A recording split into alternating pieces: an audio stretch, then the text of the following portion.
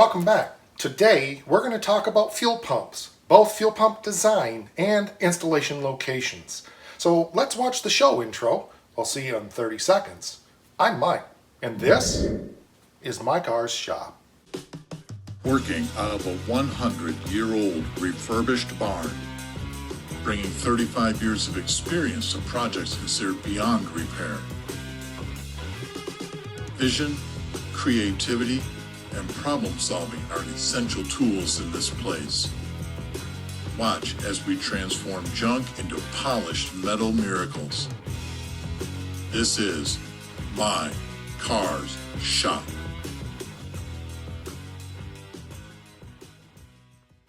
First of all, I want to start this out and clarify. I don't want to give you the impression that I'm actually smart or that I'm actually any kind of an expert. But I am going to share with you what little bit that I know based upon my professional experience working as a fuel pump engineer. As some of you are aware, I did spend about a decade of my life working in automotive fuel systems. I spent about 4 years working on the orbital fuel injection system, particularly the Mercury Marine Optimax system, although I did also other work. I was in dyno cells and worked on fuel rail and fuel interface development there, and then went on to doing emissions calibrations. And I left that company and went to a little company called Walbro Corporation, and those of you that know about Tier 1 suppliers to the automotive industry. Walbro was a fuel pump supplier, is a fuel pump supplier to Ford and Chrysler and several other manufacturers. I did not work in the OE side. I did work with OE service, but my main focus was aftermarket. And I was in charge of the Ford and Chrysler aftermarket fuel pump replacements. I'm not going to get into what all of that job was, but a couple of the projects that I worked on that I was very proud of, I spent a lot of time working on in-tank fuel development for muscle car applications. I did design the fuel system that's on my 68 GTS, which is a one-off system. I left the company before I could take it further, but that is an inline electric fuel pump, demand regulated. And as far as I know, it's the only car around with a fuel system like that. And we'd get into that design another time. And then the last project that I worked on when I left was actually manufacturing, designing, manufacturing. Not that I did it all by myself because it was a team effort, but this is the Walbro replacement unit for the 93, 94 Jeep Grand Cherokees. We did not manufacture this for the OE. We took a blank piece of paper. My job was actually to take existing products that we had and kind of mix and match things and put them together and come up with a fuel pump design that would meet specifications to be able to put a Walbro fuel pump in place of the Carter one that was in it from the factory. There was other projects that I did, like a we manufactured fuel pump line for Mopar service. I'm not sure if that product or project is still going. I've been out of it for a long time. But those are a few things that I did work on. So again, I don't want to convey that I'm smart or anything, but these are the things that I worked on professionally. So I think there's some things you can glean from what I did as a fuel pump senior application specialist was technically my title, basically a product engineer. I thought I would talk about the basic difference between your gear-driven pump or a roller vane pump, which they both look very similar, which this is an inline pump, versus your diaphragm pump. And this is a small block Mopar, I think it's maybe an 85 gallon, I don't remember anymore, high performance small block Mopar diaphragm pump. This actually came off of my 340 Duster years ago. So I want to get into the differences in design and where we install these pumps in the vehicle and how they function and the way they're designed to function. So I want to spend a little time talking about the difference between the gear pumps, the rotor pumps, and the diaphragm pumps. Now I'm going to lump gear pumps and rotor vane pumps together. Basically, a rotor vane pump has a rotor in there with some vanes on it like this. Then it spins around inside of a bore and it causes it to suck fuel. Simple, okay? A gear pump, there's two different types of gear pumps.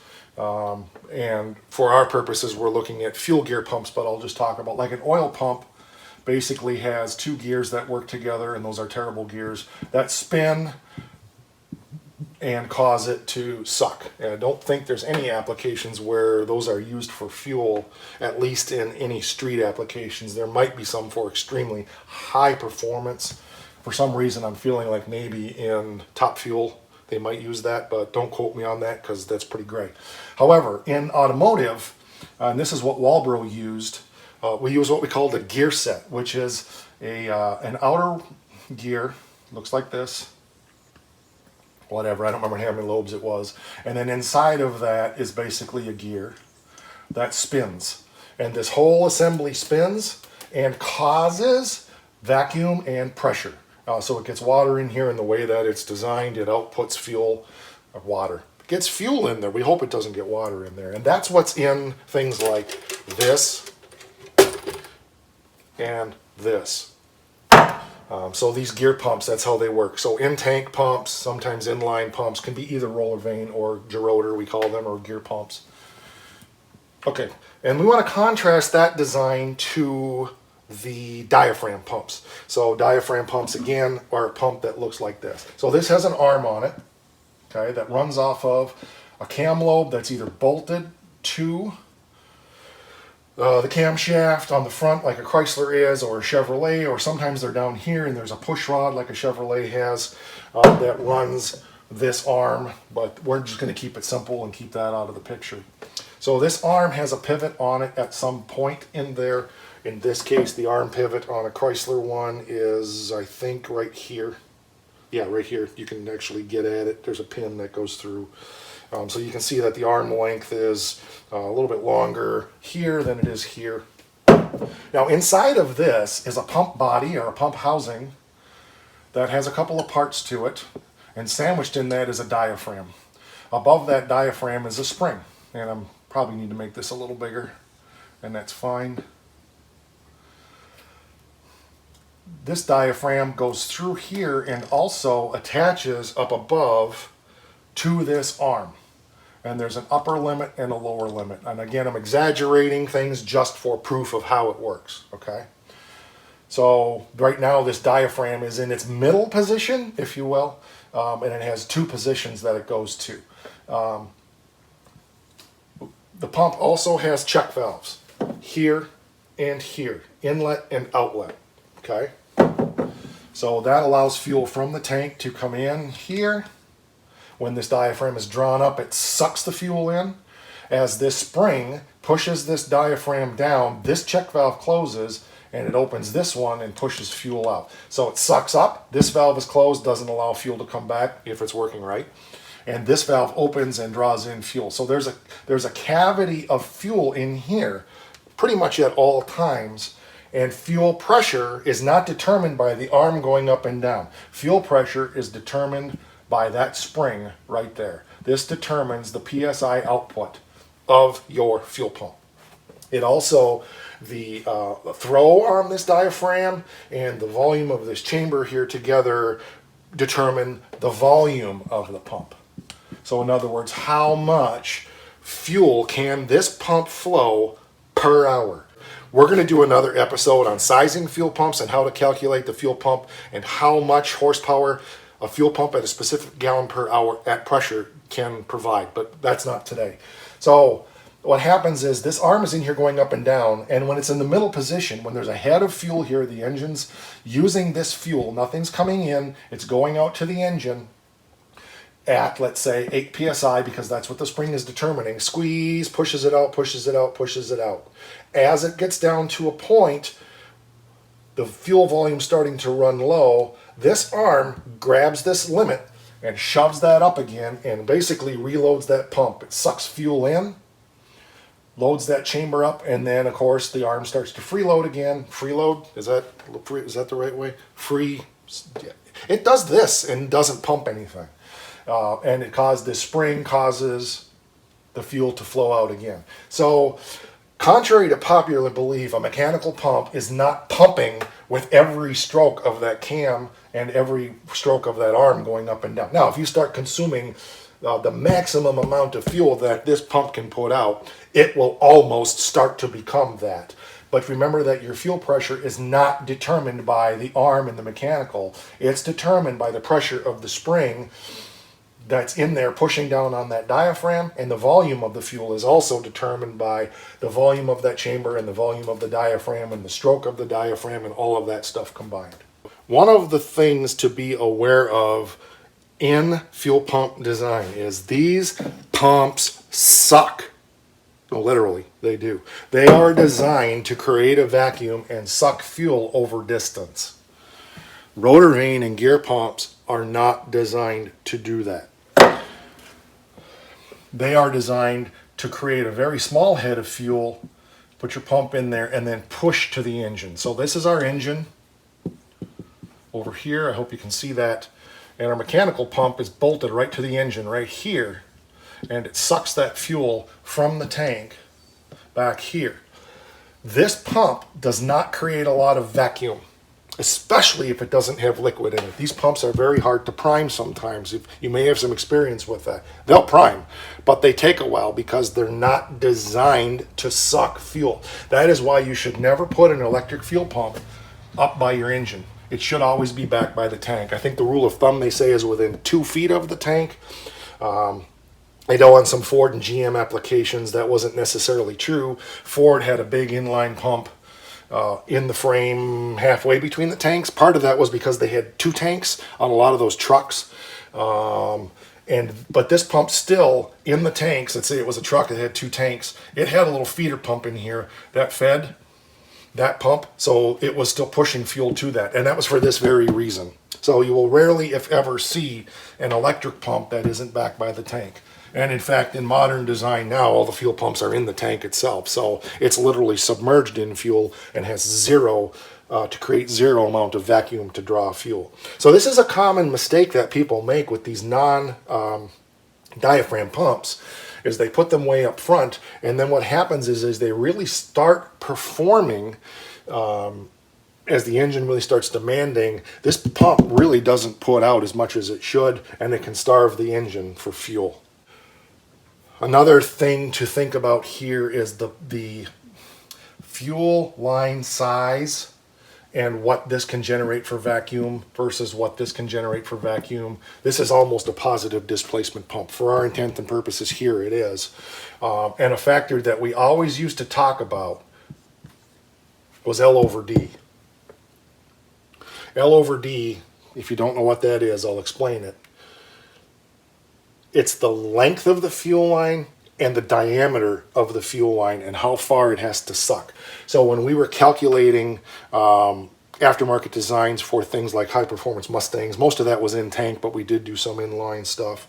And other applications, we were always considering the length over the diameter. How long versus how big does this thing have to suck? Because remember, the larger the diameter of the fuel line, the less vacuum you're going to have in that fuel line per inch of line.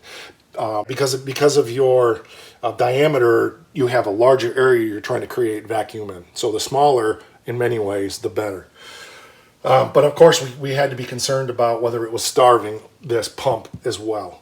We're going to spend more time on this as we get into this subject here.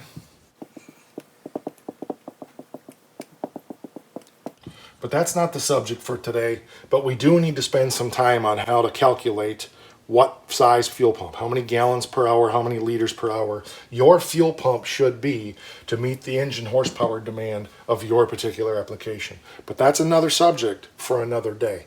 Today we just wanted to focus on vacuum pumps or mechanical fuel pumps, which are diaphragm operated, versus gerotor, rotor vane, or gear pumps, whatever you want to call them, and how they work. In tank is the best, of course, for any of those, which is modern vehicles, but keep your pumps back close to the tank, as close as possible, unless it's a diaphragm pump. I don't know of anybody in the aftermarket right now who's making a diaphragm pump.